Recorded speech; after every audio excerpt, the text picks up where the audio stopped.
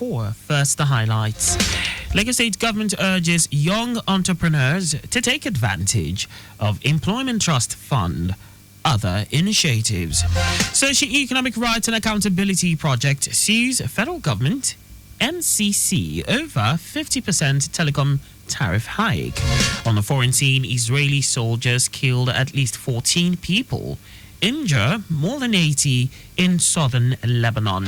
And in sports, Super Eagles winger Samuel Chukwueze returns from injury to bag late winner for AC Milan. And now the details. I am Akan Usen.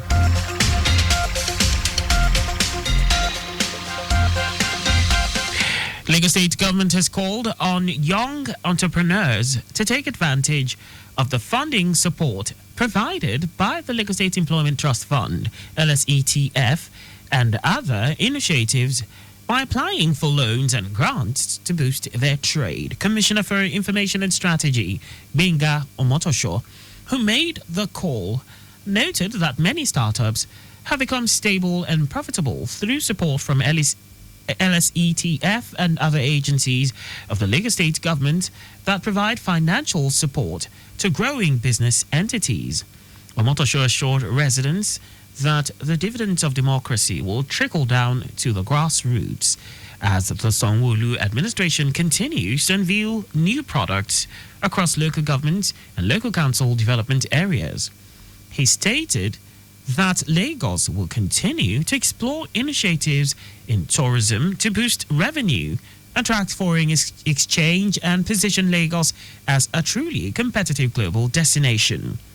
According to him, the new Massey Street Children's Hospital project has reached an advanced stage and will be the biggest pediatric facility in West Africa, while projecting that the facility will be set for commissioning later this year.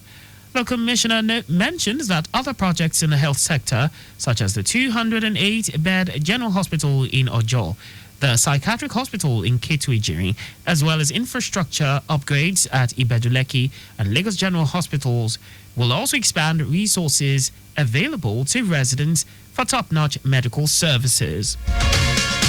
Lagos State government says the full enforcement of the removal of stalls and shanties under Akwongbon Bridge and on the setback of Savage, Elegbata, Bombata Drainage Channel on Lagos Island will commence on Tuesday following the expiration of the 48 hours quit notice issued last week. Commissioner for the Environment and Water Resources, Tokumba Wahab, made this known while speaking with newsmen at Ebuteru after an inspection tour to Oluwogbowo Akpongpong axis in Lagos Island.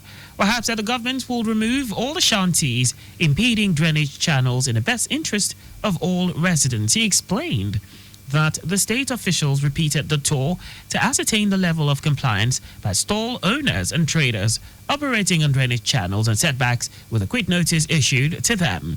He recalled that last week, during an inspection tour, it was observed that the setback of these two critical drainage collectors, which are Bombata, Ulusi, and the Alagbafo collector, have been converted into shops and stalls, thereby causing the total blockage of the collectors. The Presidential Compressed Natural Gas Initiative, PCNGI, says it has deployed 160 CNG buses through its transport union partners and sub-nationals to cushion the effect of high transport costs occasioned by fuel subsidy removal. The program director and chief executive, Michael Oluwagbemi, stated this, noting that 75 buses had been earlier deployed to the Nigerian Union of Road Transport Workers, NURTW, Road Transport Employees Association of Nigeria, RITIAN, and the Nigerian Association of Road Transport Owners, NARTO, through the Ministry of Transportation. Oluwagbemi said among the buses deployed to the unions, 5 each were dedicated for intrastate and 20 each for interstate. He explained that all of the transport companies affiliated with state governments received different number of buses. Some received 15, 20, 25, and 30 buses, and they have started operations.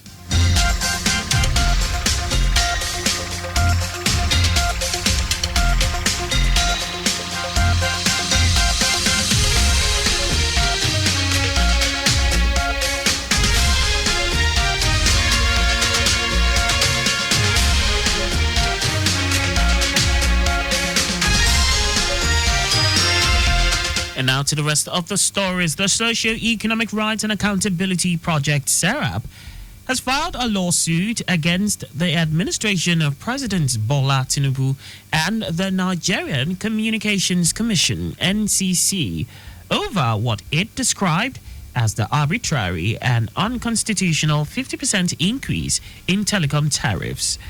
The NCC recently approved the tariff hike, which raised the cost of a 1-minute call from 11 naira to 16.5 naira. The price of 1 gigabyte data from 287.5 to 431.25, and SMS charges from 4 to 6 naira. The hike has sparked widespread criticism, with SERAP leading legal opposition to the decision. In a suit filed at the Federal High Court, Abuja, SERAP contends that the traffic hike infringes on citizens' rights to freedom of expression and access to information, as enshrined in the Nigerian Constitution and international treaties. President Bola Tinubu has condoled with the government and people of Enugu State over the fuel tanker explosion, which resulted in the loss of lives on Saturday. The president also directed traffic control agencies to enforce extra measures to prevent recurring fuel tanker explosions. Tinubu conveyed his condolences in a statement signed by his special advisor on information and strategy, Bayo Ononuga. The fuel tanker reportedly spiraled out of control and burst into flames while navigating the Ugu-Onyama section of the Enugu-Onitsha Expressway on Saturday. It comes days after a similar incident in Niger State, which claimed over 80 lives. Tinubu commiserated with the families of the deceased and the injured and prayed for the repose of the souls of the departed and quick recovery for those receiving medical treatment.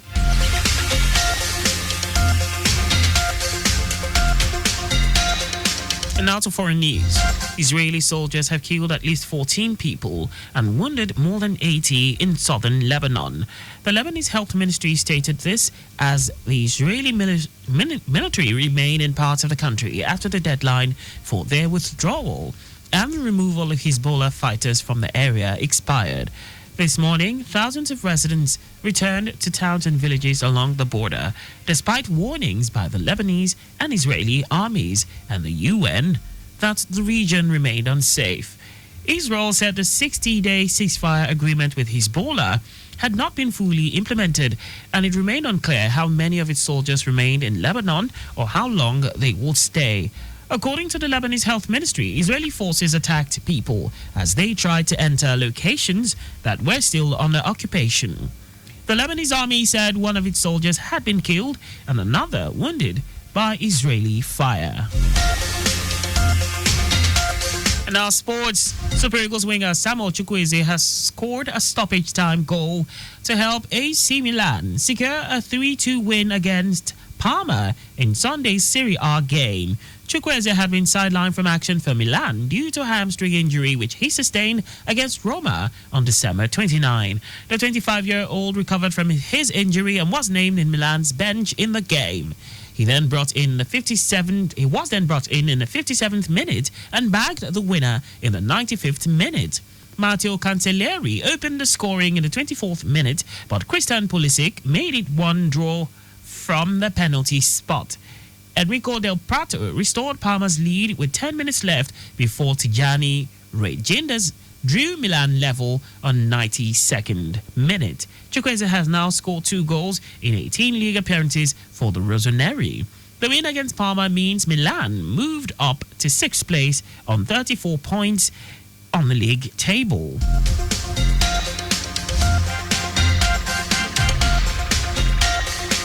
And that's all for the news at 4. Always obey road signs and traffic lights. You can follow us and like all our various social media platforms on X at Traffic Radio 961, Facebook Lagos Traffic Radio 96.1 FM, Instagram Lagos Traffic Radio 961, on YouTube. Subscribe and watch us live on our channel Traffic Radio 961. You can also visit our website on www.trafficradio961.ng. Did you know that the Sanwo-Olu administration strengthened alliances with 200 representatives from various women-focused NGOs in the state as part of efforts to alleviate the economic plight of women residents in the state. You can get more details on the Lagos State government's website. To end the news, here are the highlights of the major stories. Lagos State government has called on young entrepreneurs to take advantage of the funding support provided by the Lagos State Employment Trust Fund, LSETF, and other initiatives by applying for loans and grants to boost their trade. The Socio-Economic Rights and Accountability Project, SERAP, has filed a lawsuit against the administration of President Bola Tinubu and the Nigerian Communications Commission, NCC, over what it described as the arbitrary and unconstitutional 50% increase in telecom tariffs. We also told you that Israeli soldiers have killed at least 14 people and wounded more than 80 in southern Lebanon as the Israeli military remain in parts of the country after the deadline for their withdrawal and the removal of Hezbollah fighters from the area expired. And in sports, Super Eagles winger Samuel Chukwueze has scored a stoppage time goal to help AC Milan secure a 3-2 win against Parma in Sunday's Serie A game. For contact with the newsroom, please send a message to info@trafficradio961.ng. And that ends the news broadcast compiled by Adirayo Idowolaya. I am Akan Usen. Thanks for listening and please stay safe. Good afternoon.